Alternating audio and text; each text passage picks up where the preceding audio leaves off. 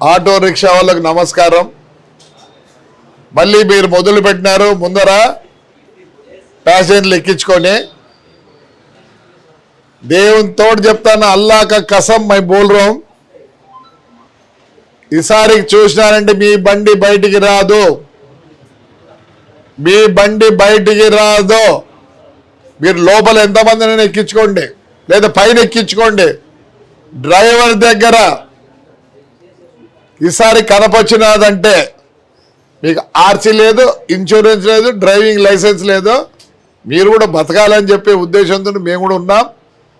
ముందర మళ్ళీ నలుగురు కనపడితే ఎక్కడ కనపడినా కానీ ఈసారిగా ఆర్టీఓ ఆఫీస్ పట్టిస్తా. పోలీస్ స్టేషన్ కాదు, పోలీస్ స్టేషన్ కాదు, ఆర్టీఓ ఆఫీస్కి పట్టిస్తాను.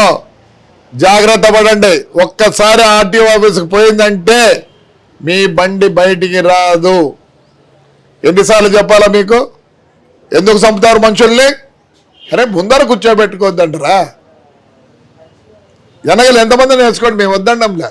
డ్రైవర్ సీట్లో ఒక్క ప్యాసింజర్ ఎక్స్ట్రా ఉన్నా కానీ ఆర్టీఓ ఆఫీస్ ఎక్కడికి పోతుంది? ఆర్టీఓ ఆఫీస్కి పోతే మీకు లైసెన్స్ లేదు, ఇన్సూరెన్స్ లేదు, బండికి ఆర్సీ లేవు, అన్ని దొంగ బండ్లు. తిట్టుకోవద్దండి నన్ను.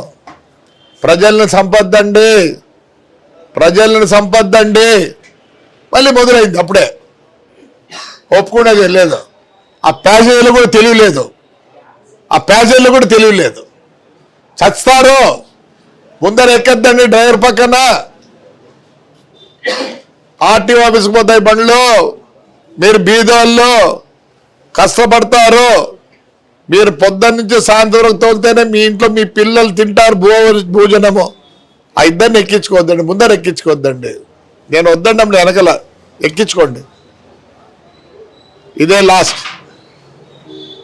ఆ పోలీస్ స్టేషన్ పంపినో ఆర్టీఓ ఆఫీస్కి పోతాయి మీ బండ్లు. ఇప్పుడంతా కొత్త సిస్టమ్ వచ్చింది. బ్రేక్ ఇన్స్పెక్టర్లు కూడా ఎఫ్సీ గిఫ్సీ చేయరు. మీ బండి చిక్కిందంటే మళ్ళీ ఎక్కడికి పోవాలి తెలుసా? గవర్నమెంట్ వేరే సిస్టమ్ పెట్టింది అనంతపూర్లో, అంత ఎలక్ట్రానిక్. మీ బండి బయటికి రాదు. తిట్టుకోవద్దండి దయచేసి.